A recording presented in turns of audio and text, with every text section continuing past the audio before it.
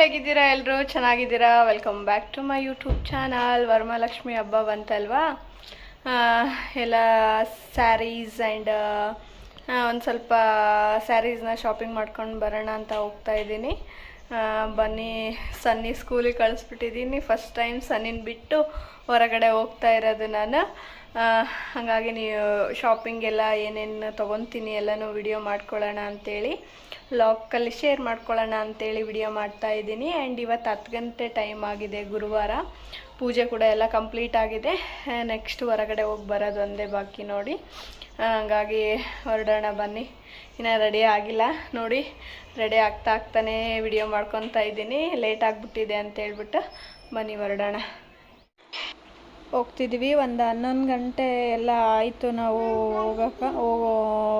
ಹೊರಡೋಣ ಅಂಥೇಳಿ 11 ಗಂಟೆನೇ ಆಗ್ಬಿಟ್ಟು ಬಂದ್ವಿ ಸೀರೆ ಅಂಗಡಿಗೆ ಒಂದು ಸೀರೆ ಇಷ್ಟ ಆಯಿತು ತೆಗೆದು ಸೈಡಿಗೆ ಇಟ್ಟೆ ನೆಕ್ಸ್ಟ್ ಗೊತ್ತಲ್ವ ನಮ್ಮ ಹೆಣ್ಮಕ್ಳದ್ದು ಇನ್ನು ಇಷ್ಟಿಷ್ಟು ಚೆನ್ನಾಗಿರ್ತವೇನೋ ಅಂಥೇಳಿ ಸರ್ಚ್ ಮಾಡ್ತಾಯಿದ್ದೆ ಚೆನ್ನಾಗೆಲ್ಲ ಇದ್ವು ವರಮಹಾಲಕ್ಷ್ಮಿ ಹಬ್ಬ ಅಲ್ವಾ ಚೆನ್ನಾಗಿರೋ ಕಲೆಕ್ಷನ್ಸ್ ಎಲ್ಲ ಬಂದಿದ್ವು ಬಟ್ ನ್ಯೂ ಡಿಸೈನ್ ಅಂತೆ ಆ ಥರ ಆಮೇಲೆ ಕಾಸ್ಟ್ ಮೇಲೆ ಕೂಡ ತೋರಿಸ್ತಾ ಇದ್ದರು ನೋಡಿಕೊಂಡು ಒಂದು ಸೀರೆನ ಪರ್ಚೇಸ್ ಮಾಡಿಕೊಂಡು ಫೈನಲ್ ಆಗಿ ಮುಗಿಸ್ಕೊಂಡು ಮತ್ತು ನೆಕ್ಸ್ಟ್ ನಾವು ಒಂದು ಸ್ವಲ್ಪ ಲೇಡೀಸ್ ಕಾರ್ನರ್ಗೆಲ್ಲ ಹೋಗಿ ಒಂದು ಸ್ವಲ್ಪ ಥಿಂಗ್ಸ್ ನಮ್ಮದು ಎಲ್ಲ ತೊಗೊಂಡು ಅಲ್ಲಿ ಕೂಡ ಒಂದು ಸ್ವಲ್ಪ ಹೊತ್ತು ಟೈಮ್ ಸ್ಪೆಂಡ್ ಮಾಡಿ ಹಂಗೆ ತೊಗೊತಾ ಇದ್ದರೆ ಟೈಮನ್ನೇ ಹೋಗೋದಿಲ್ಲ ನೋಡಿ ಅದೆಲ್ಲ ತೊಗೊಂಡು ಬಂದ್ವಿ ನೋಡಿ ಫೈನಲ್ ಆಗಿ ಟೈಮ್ ಕೂಡ ತುಂಬಾ ಆಗ್ಬಿಟ್ಟಿತ್ತಲ್ವಾ ಸನ್ನಿ ಸ್ಕೂಲ್ ಟೈಮ್ ಕೂಡ ಆಗ್ಬಿಟ್ಟಿತ್ತು ಅವ್ನು ಕರ್ಕೊಂಡೇ ಮನೆಗೆ ಹೋಗೋಣ ಅಂತ ಅಂದ್ಬಿಟ್ಟು ಸನ್ನಿನ ಕರ್ಕೊಂಡು ಮನೆ ಕಡೆ ಹೋಗೋಣ ಅಂತ ಹೋಗ್ತಾ ಇದ್ದೀನಿ ನೋಡಿ ಮನೆಗೆ ಬಂದ್ವಿ ನೋಡಿ ಸನ್ನಿ ಡ್ರಾಯಿಂಗ್ ಮಾಡ್ತಾ ಇದ್ದಾನೆ ನಾನು ಎಲ್ಲನೂ ಮೆಮೊರಿಗೋಸ್ಕರ ಅಂತಲೇ ಅವನದು ಎಲ್ಲ ವಿಡಿಯೋ ಮಾಡಿ ಇಟ್ಕೊಳ್ಳೋದು ನೋಡಿ ಅವನು ಇವಾಗ ಎಷ್ಟು ಥಿಂಕ್ ಮಾಡ್ತಾನಂದರೆ ಮ್ಯಾಂಗೋ ಶೇಪಲ್ಲಿ ಮ್ಯಾಂಗೋ ಇಳಿಸಿದ್ದಾನೆ ಬನಾನಾ ಶೇಪಲ್ಲಿ ಬನಾನಾ ಇಳಿಸಿದ್ದಾನೆ ತುಂಬ ಖುಷಿ ಆಗುತ್ತೆ ನೋಡಿದರೆ ಈ ವಿಡಿಯೋ ಏನಿದೆಯಲ್ಲ ನಾನು ಹಿಂದಿನ ದಿನ ನಾವು ಹೊರಗಡೆ ಹೋದಾಗ ನಾನು ಹೋಗಿ ಬಂದಿರೋದು ಇನ್ನೇನು ವರಮಹಾಲಕ್ಷ್ಮಿ ಹಬ್ಬ ಬರ್ತಾ ಇದೆ ಅಲ್ವಾ ಹಂಗಾಗಿ ಏನಾದರೂ ಒಂದು ಬೆಳ್ಳಿ ತೊಗೊಳ್ಳೋಣ ಸಿಲ್ವರ್ ತೊಗೊಳ್ಳೋಣ ಅಂಥೇಳಿ ಗೋಲ್ಡ್ ಶಾಪಿಗೆ ಬಂದಿದ್ವಿ ನೋಡಿ ಏನಪ್ಪ ಅಂದರೆ ತುಂಬಾ ಕಾಸ್ಟ್ಲಿ ಆಗೋಗಿದೆ ಬೆಳ್ಳಿ ನೋಡ್ತಾ ಇದ್ವಿ ಎಲ್ಲನೂ ತುಂಬ ಡಬಲ್ ರೇಟ್ ನಾವೇನು ಲಾಸ್ಟ್ ಇಯರ್ ತೊಗೊಂಡ್ವಲ್ವ ಅದ್ರದ್ದು ಡಬಲ್ ರೇಟ್ ಅಂತಲೇ ಹೇಳ್ಬೋದು ಅಷ್ಟು ಕಾಸ್ಟ್ಲಿ ಆಗೋಗಿದೆ ಕೇಳಿದ ಮೇಲೆ ಶಾಕೇ ಆಗೋಯಿತು ಇನ್ನೂ ಜಾಸ್ತಿ ರೇಟ್ ಆಗೋ ಚಾನ್ಸಸ್ ಇದೆ ಅಂತಲೂ ಕೂಡ ಹೇಳಿದರು ಹಂಗಾಗಿ ರಿಸ್ಕ್ ಬೇಡ ಮುಂದೆ ಆಗುತ್ತಾ ಇಲ್ವಾ ಅಂಥೇಳಿ ನಾನು ಕೂಡ ಒಂದು ಬೆಳ್ಳಿ ಐಟಮ್ನ ಖರೀದಿ ಮಾಡಿದೆ ವರಮಹಾಲಕ್ಷ್ಮಿ ಹಬ್ಬಕ್ಕೋಸ್ಕರ ಅಂಥೇಳಿ ಏನು ಐಟಮ್ ತೊಗೊಂಡೆ ಅಂಥೇಳಿ ಮತ್ತು ನೆಕ್ಸ್ಟ್ ಮುಂದಿನ ಲಾಗಲ್ಲಿ ನೆಕ್ಸ್ಟ್ ಇದೇ ಲಾಗಲ್ಲೇ ಮುಂದೆ ಕಂಟಿನ್ಯೂ ಆಗಿ ಹೇಳ್ತೀನಿ ನಾನು ಅವತ್ತು ನಾನು ಲಾಗ್ನ ಫುಲ್ ಅಲ್ಲಿ ಇಲ್ಲಿ ಒಂದೆರಡು ಕ್ಲಿಪ್ಸ್ನ ತೊಗೊಂಡಿರೋದಷ್ಟೇ ವಿಡಿಯೋ ಮಾಡ್ಕೋಬೇಕಂತೇಳಿ ನೋಡಿ ಇಲ್ಲಿ ಗಣೇಶನ ಮೂರ್ತಿ ಕೂಡ ಚಿಕ್ಕವಾಗಿ ಚೆನ್ನಾಗಿದ್ವು ಅವರು ಗಿಫ್ಟು ಮಾಡೋದು ಮತ್ತು ಮನೆಯಲ್ಲಿ ಇರ್ತಕ್ಕಂಥ ಗಣೇಶನ ಮೂರ್ತಿನ ಎಲ್ಲನೂ ತೋರಿಸ್ತಾ ಇದ್ದರು ಫೈನಲ್ ಆಗಿ ಅಲ್ಲಿ ಹೋಗಿದ್ಮೇಲೆ ಏನು ತೊಗೊಳ್ಬೇಕಂತಲೇ ಫುಲ್ ಕನ್ಫ್ಯೂಸ್ ಆಗಿಬಿಟ್ಟಿತ್ತು ನನಗಂತೂ ರೇಟ್ ಕೂಡ ಫುಲ್ ದುಬಾರಿ ಏನು ತೊಗೊಳ್ಳೋದಪ್ಪ ಏನೋ ಒಂದು ಬೆಳ್ಳಿ ಐಟಮ್ ಇರಲಿ ಮನೆಗೆ ಅಂತೇಳಿ ಹೋಗಿದ್ದೆ ಫೈನಲ್ ಆಗಿ ಒಂದು ಖರೀದಿ ಮಾಡಿಕೊಂಡು ಬಂದಿನಿ ನೋಡಿ ಬನ್ನಿ ಶಾಪಿಂಗ್ ಎಲ್ಲ ಕಂಪ್ಲೀಟ್ ಆಯಿತು ಆ್ಯಂಡ್ ವರಮಹಾಲಕ್ಷ್ಮಿ ಹಬ್ಬಕ್ಕೆ ಏನೇನು ಶಾಪಿಂಗ್ ಆಯಿತು ಅಂತ ತೋರಿಸ್ತೀನಿ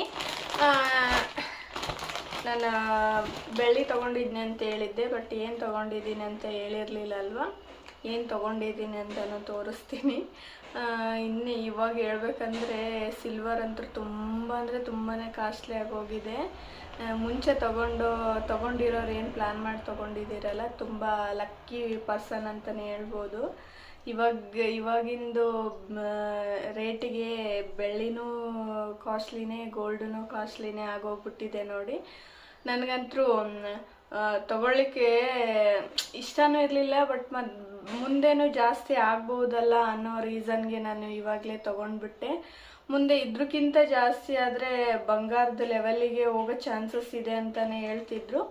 ಹಾಗಾಗಿ ಸುಮ್ಮನೆ ಇವಾಗಾದರೂ ತೊಗೊಂಡ್ಬಿಡೋಣ, ಇವಾಗೂ ಸುಮ್ಮನೆ ಬಿಟ್ಬಿಟ್ರೆ ಮತ್ತೆ ತೊಗೊಳ್ಳಿಕ್ಕಾಗಲ್ಲ ಅಂದ್ಬಿಟ್ಟು ತೊಗೊಂಡಿದ್ದೀನಿ ನೋಡಿ. ಮೊದಲು ಸ್ಯಾರಿನೂ ಕೂಡ ತೊಗೊಂಡು ಬಂದಿವಲ್ಲ, ಸ್ಯಾರಿ ತೋರಿಸ್ತೀನಿ ನೋಡಿ. ನಾನು ಈ ಸ್ಯಾರಿ ತೊಗೊಂಡಿದ್ದೀನಿ ನೋಡಿ, ಸೆಮಿ ಮೈಸೂರು ಸಿಲ್ಕಲ್ಲಿ. ನನಗೆ ತುಂಬಾ ಇಷ್ಟ ಆಯಿತು ಕಲರ್ ಕಾಂಬಿನೇಷನ್ನು. ಆ್ಯಂಡ್ ತುಂಬ ಅಂದರೆ ತುಂಬಾ ರೇಟು ಕೂಡ ತುಂಬಾ ಕಡಿಮೆ. ನೋಡ್ತಿರ್ಬೋದು ಎಷ್ಟು ಚೆನ್ನಾಗಿದೆ ಸ್ಯಾರಿ. ಕಲರ್ ಕಾಂಬಿನೇಷನ್ ಕೂಡ ತುಂಬಾ ಚೆನ್ನಾಗಿದೆ. ಬ್ಲೌಸ್ ಚೆನ್ನಾಗಿ ಸ್ಟಿಚ್ ಮಾಡಿಕೊಂಡು ಉಟ್ಕೊಂಡ್ರೆ ಮಾತ್ರ ತುಂಬ ಸಖತ್ತಾಗಿರುತ್ತೆ. ನನಗಂತೂ ಈ ಸ್ಯಾರಿ ನೋಡಿ ಕೂಡಲೇ ಇಷ್ಟ ಆಯಿತು. ಸೈಡಿಗೆ ತೆಗೆದಿಟ್ಬಿಟ್ಟೆ. ಬಟ್ ನಮ್ಮ ಹೆಣ್ಮಕ್ಳಿಗೆ ಗೊತ್ತಲ್ವಾ, ಇನ್ನೇನಾದರೂ ಹೊಸ್ದಾಗಿ ಚೆನ್ನಾಗಿರೋದು ಸಿಗುತ್ತೆ ಅಂದ್ಬಿಟ್ಟು ಹುಡುಕಾಡ್ತಿದ್ದೆ. ಬಟ್ ಫೈನಲ್ ಆಗಿ ಇದೇ ಸ್ಯಾರಿನೇ, ಸ್ವಲ್ಪ ರೆಡ್ಡಿಶ್ ಆ್ಯಂಡ್ ಈ ಥರ ಅಪೋಸಿಟ್ ಕಲರ್, ಇದು ಲೈಟಲ್ಲಿ ಕನಕಾಂಬ್ರಿ ಕಲರ್ ಅಂತ ಹೇಳ್ತೀವಲ್ಲ ಆ ಥರ ಇದೆ ನೋಡಿ. ಕಲರ್ ಕಾಂಬಿನೇಷನ್ ಮಾತ್ರ ತುಂಬ ಅಂದರೆ ತುಂಬಾ ಸಖತ್ತಾಗಿದೆ. ನನಗಂತೂ ತುಂಬಾ ಇಷ್ಟ ಆಯಿತು. ಇದು ವರಮಹಾಲಕ್ಷ್ಮಿ ಹಬ್ಬಕ್ಕೆ ಸ್ಯಾರಿ ನೋಡಿ. ಇದು ರೇಟ್ ಬಂದುಬಿಟ್ಟು 2000. ಅವ್ರು ನಮಗೆಲ್ಲ ಇದು ತೆಗೆದ್ಬಿಟ್ಟು ಡಿಸ್ಕೌಂಟು ತೆಗೆದ್ಬಿಟ್ಟು ನಮಗೆ 1500ಗೆ ಕೊಟ್ಟರು. ತುಂಬಾ ವರ್ತ್ ಅಂತಲೇ ಹೇಳ್ಬೋದು. ತುಂಬಾ ಇಷ್ಟ ಆಯಿತು. ಇದೊಂದೇ ಸೀರೆ ತೊಗೊಂಡಿದ್ದು ನಾನು. ಸೀರೆಯನ್ನು ಮತ್ತೇನು ತೊಗೊಳ್ಲಿಕ್ಕೆ ಹೋಗಲಿಲ್ಲ ನಾನು. ಬೆಳ್ಳಿ ಬಂದುಬಿಟ್ಟು ಫಸ್ಟಿಗೆ ಗಣೇಶನಿಂದ ಸ್ಟಾರ್ಟ್ ಮಾಡೋಣ. ಈ ಗಣೇಶನ ನಾನು ಲಾಸ್ಟ್ ಇಯರ್ ಕೇಳಿದಾಗ, ಅಂದರೆ ತೂಕದ ಮೇಲೇನೂ ಡಿಪೆಂಡಪ್ ಆಗಿರುತ್ತೆ. ಬಟ್ ನಾನು ನೋಡಿ ಕಾಣಿಸುತ್ತಾ, ಗಣೇಶ 2000 ಸಮಥಿಂಗ್ ಏನೋ ಇತ್ತು. ಇವಾಗ ನಾನು ಇದಕ್ಕೆ ಕೊಟ್ಟಿರೋದು 6800 ರುಪೀಸ್ ಕೊಟ್ಟಿದ್ದೀನಿ. ತುಂಬಾ ವೇಟ್ ಇದೆ. ಬಟ್ ಇರಲಿ, ಗಣೇಶ ಇರಲಿಲ್ಲ ಮನೆಯಲ್ಲಿ, ಒಂದು ಬೆಳ್ಳಿ ಗಣೇಶ ಇರಬೇಕಂತೇಳಿ ನನಗೆ ಲಾಸ್ಟ್ ಇಯರೇ ನಾನು ಬೆಳ್ಳಿ ಕಳಸ ತೊಗೊಂಡೆ. ಕಳಸ ತಗೋ ಟೈಮಿಗೆ ನಾನು ಗಣೇಶನ ಕೇಳಿದ್ದೆ. ನೋಡ್ತಿರ್ಬೋದು ಇಲ್ಲಿ ಮೇಲ್ಗಡೆ ಕಿರೀಟದ ಮೇಲೆ ಒಂದು ಚಿಕ್ಕದ ಅರಳಿದೆ. ಜೂಮ್ ಹಾಕಿದರೆ ಕಾಣಿಸ್ಬೋದು ಅನಿಸುತ್ತೆ. ಬಟ್ ಚೆನ್ನಾಗಿದೆ, ವೇಟ್ ಇದೆ. ಇದು ಬಂದುಬಿಟ್ಟು 5.5 ಗ್ರಾಮ್ ಏನೋ ಇರ್ಬೋದು, ನನಗೆ ಗೊತ್ತಿಲ್ಲ. 5.5 ಗ್ರಾಮ್ ಇರ್ಬೋದು ಮೋಸ್ಟ್ಲಿ. ಬಟ್ ತುಂಬಾ ಅಂದರೆ ಕಾಸ್ಟ್ಲಿ ಆಗೋಗ್ಬಿಟ್ಟಿದೆ, ಏನೂ ಮಾಡೋಕ್ಕಾಗಲ್ಲ. ನೆಕ್ಸ್ಟ್ ಬಂದುಬಿಟ್ಟು ನಾನು ಸಮಯ ತೊಗೊಂಡಿರೋದು. ನಮ್ಮ ಕಡೆ ಇದಕ್ಕೆಲ್ಲ ಸಮಯ ಅಂತಾರೆ, ಕಳಶ ಅಂತ ಕೂಡ ಅನ್ಬೋದು ನೋಡಿ.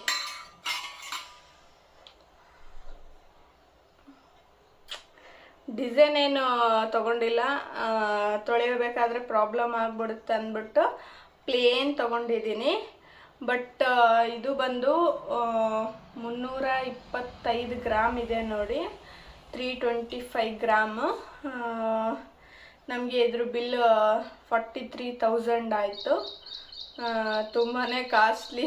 ನಾನು 25,000 ಏನೋ ಕಳಶ ತೊಗೊಂಡಿದ್ದೆ, ಆರತಿ ಕಳಶ. ಆವಾಗ ನಾನು 15,000ಅಲ್ಲೇ ಎಲ್ಲನೂ ಮುಗಿಸ್ಕೊಂಡು ಬಿಟ್ಟಿದ್ದೆ.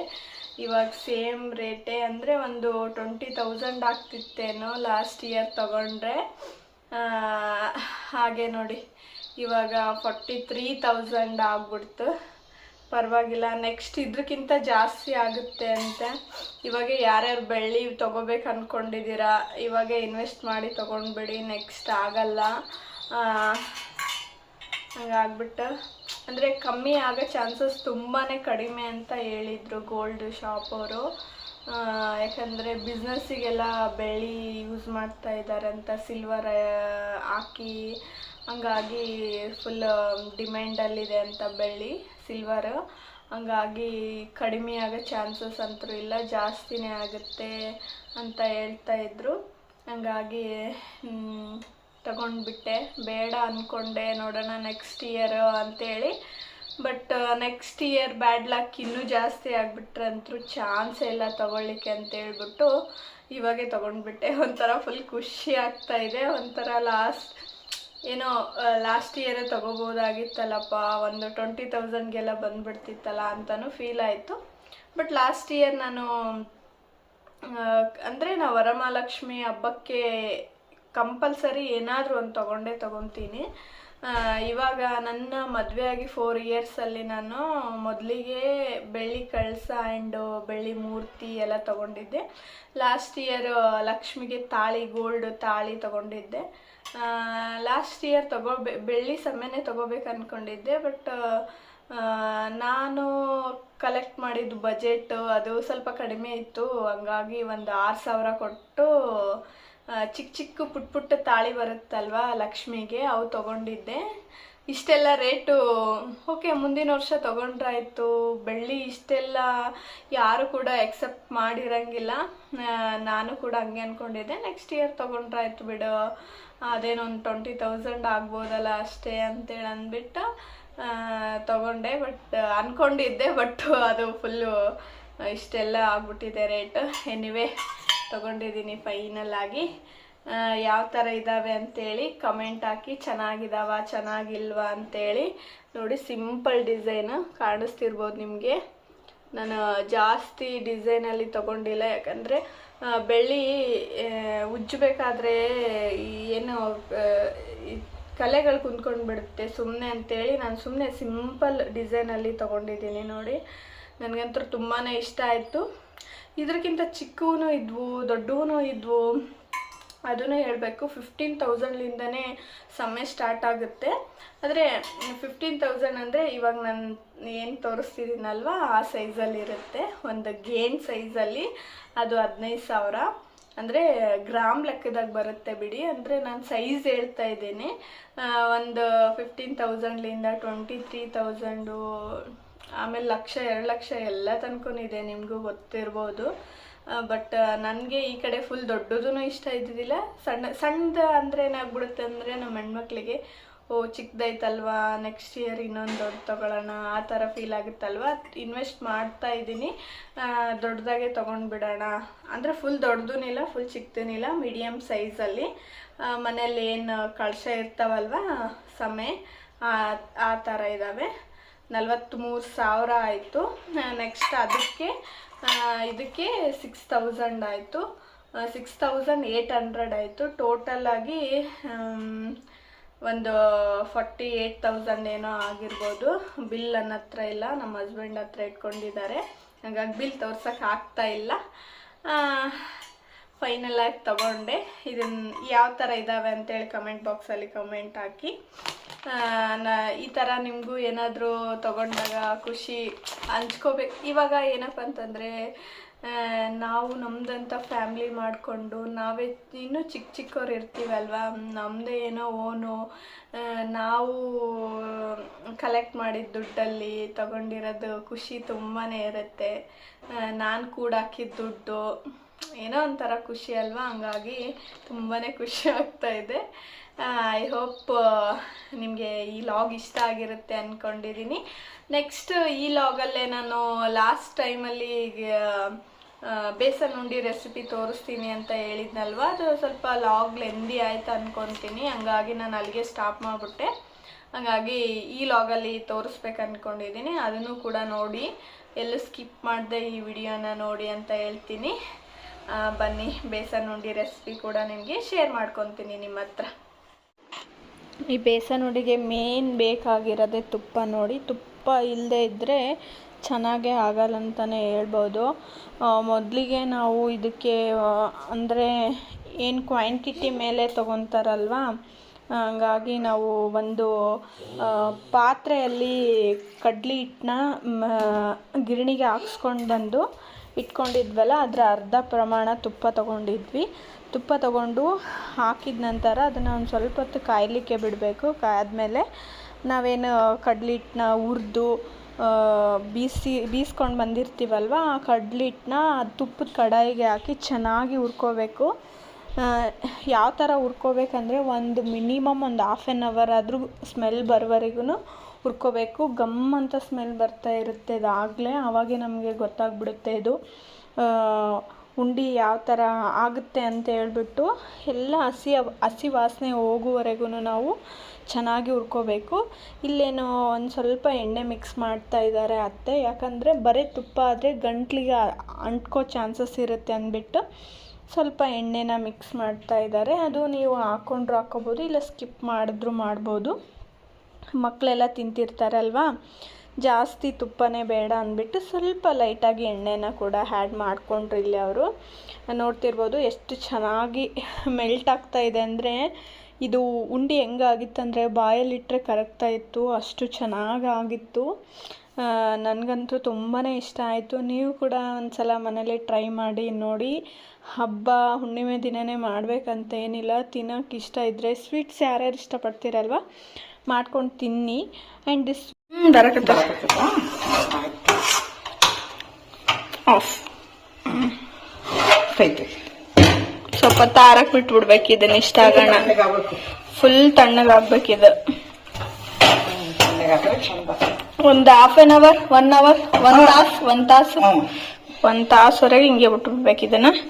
ನೆಕ್ಸ್ಟ್ ಸಕ್ರೆ ಎಷ್ಟು, 1.5 kg ಸಕ್ರಿನ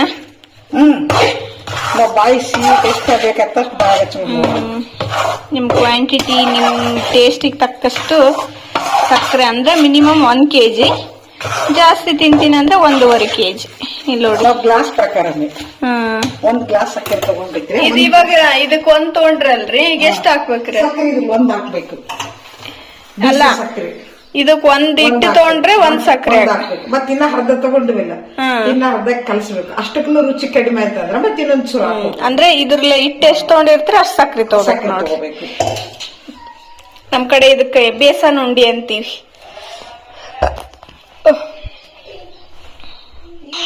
ನೆಕ್ಸ್ಟ್ ಏನು ಸಕ್ಕರೆಗೆ ಒಂದು 3-4 ಏಲಕ್ಕಿನ ಮಿಕ್ಸ್ ಮಾಡ್ಕೋಬೇಕಾಗುತ್ತೆ ನೋಡಿ. ಸಕ್ಕರೆನ ಕೂಡ ಹಾಗೆ ಮಿಕ್ಸ್ ಮಾಡೋಂಗಿಲ್ಲ, ಸಕ್ಕರೆ ಕೂಡ ಮಿಕ್ಸರ್ಗೆ ಹಾಕ್ಕೊಂಡು ಪೌಡ್ರ್ ಮಾಡ್ಕೊಂಡ ತಕ್ಷಣವೇ ನಾವು ಮಿಕ್ಸ್ ಮಾಡ್ಕೋಬೇಕಾಗುತ್ತೆ. ಯಾಕಂತ ಮುಂದೆ ತೋರಿಸ್ತೀನಿ. ಏನಪ್ಪ ಅಂದರೆ ಹಿಂಗೆ ಬಾಯಲ್ಲಿ ಬರುತ್ತಲ್ವ, ಅದು ಆ ಥರ ಬರಬಾರ್ದು. ಇದು ಬೇಸನ್ ಉಂಡಿಗೆ ಕರ್ಗೋಗ್ಬೇಕು ಬಾಯಲ್ಲಿಟ್ಟರೆ, ಹಂಗಾಗಿ ಸಕ್ಕರೆನ ಮಿಕ್ಸರ್ಗೆ ಹಾಕ್ಕೋಬೇಕಾಗುತ್ತೆ. ಈಗ ಆಲ್ರೆಡಿ ಅದು ತಣ್ಣಗಾಗೋಗಿದೆ, 1 ಅವರ್ ಬಿಟ್ಟಿದ್ವಿ ನಾವು. ಅದಕ್ಕೆ ನಾವೀಗ ಸಕ್ಕರೆ ಮಿಕ್ಸ್ ಮಾಡ್ಕೊತಾ ಇದ್ದೀವಿ ನೋಡಿ. ಕ್ವಾಂಟಿಟಿ ಜಾಸ್ತಿ ಇರೋದ್ರಿಂದ ನಾವು ಸ್ವಲ್ಪ ಈ ಮೆಸ್ಸಿ ಅಂತ ಫೀಲ್ ಆಗ್ತಾ ಇರ್ಬೋದು, ಅಡ್ಜಸ್ಟ್ ಮಾಡ್ಕೊಳ್ಳಿ. ಈಗ ಸಕ್ಕರೆನ ಮಿಕ್ಸ್ ಮಾಡ್ಕೊತಾ ಇದ್ದೀವಿ ನೋಡಿ. ಇವಾಗ ಅಳತೆ ಪ್ರಕಾರ ಎಲ್ಲನೂ ಸಕ್ಕರೆ ಮಿಕ್ಸ್ ಮಾಡಿಕೊಂಡು ಇವಾಗ ಉಂಡೆ ಮಾಡ್ಕೊತಾ ಇದ್ದೀವಿ ನೋಡಿ. ನೀಟಾಗಿ ಸ್ವಲ್ಪ ಟೇಸ್ಟಿಗೆ ತಕ್ಕಂತೆ ಎಷ್ಟು ಟೇಸ್ಟ್ ಸಕ್ಕರೆ ಬೇಕಾಗುತ್ತೆ ಉಂಡೆಗೆ ಅದ್ರ ಮೇಲೆ ಮಾಡ್ಕೊತಾ ಇದ್ದಾರೆ. ಇನ್ನೇನು ಅತ್ತೆ ಕೈಯಲ್ಲಿ ಕಲಿಸ್ತಾ ಇದ್ದಾರಲ್ಲ, ಅದೇ ಥರನೇ ಕಲಿಸ್ಕೋಬೇಕಾಗುತ್ತೆ ಈ ಉಂಡೆಗೆ, ಯಾಕಂದರೆ ಎಲ್ಲನೂ ಮಿಕ್ಸ್ ಮಾಡ್ಕೋಬೇಕಾಗುತ್ತೆ. ಫೈನಲ್ ಆಗಿ ಉಂಡೆಗಳು ಕಟ್ತಾ ಇದ್ದೀವಿ ನೋಡಿ. ಚಿಕ್ಕವಾಗಿ ತುಂಬ ಅಂದರೆ ತುಂಬಾ ಸ್ಮೂತ್ ಆಗಿದ್ವು. ತುಂಬಾ ಅಂದರೆ ತುಂಬಾ ನೋಡ್ತಿರ್ಬೋದು ಎಷ್ಟು ಚೆನ್ನಾಗಿ ಶೈನಿಂಗಲ್ಲಿ ಕಾಣಿಸ್ತಾ ಇದ್ವು. ತಿನ್ನೋಕ್ಕೂ ಕೂಡ ಅಷ್ಟೇ ಸಖತ್ತಾಗಿದ್ದು ಅಂತಲೇ ಹೇಳ್ಬೋದು. ಬಾಯಲ್ಲಿ ಇಟ್ಟರೆ ಕರಗ್ತಾ ಇತ್ತು. ಬಟ್ ಪ್ರೊಸೆಸ್ ಸ್ವಲ್ಪ ಟಫ್ ಇದೆ. ಅಂದರೆ ಏನು, ನಾವು ಕಡಲೆಬೇಳೆನ ಮೊದಲು ಗಿರಣಿಗೆ ಹಾಕ್ಕೊಂಡು ಬೀಸ್ಕೊಂಡು ಬರಬೇಕು ಹುರಿದ ಮೇಲೆ. ಅದಾದಮೇಲೆ ನಾನು ತೋರಿಸಿರೋದೆಲ್ಲ ಪ್ರೊಸೆಸ್.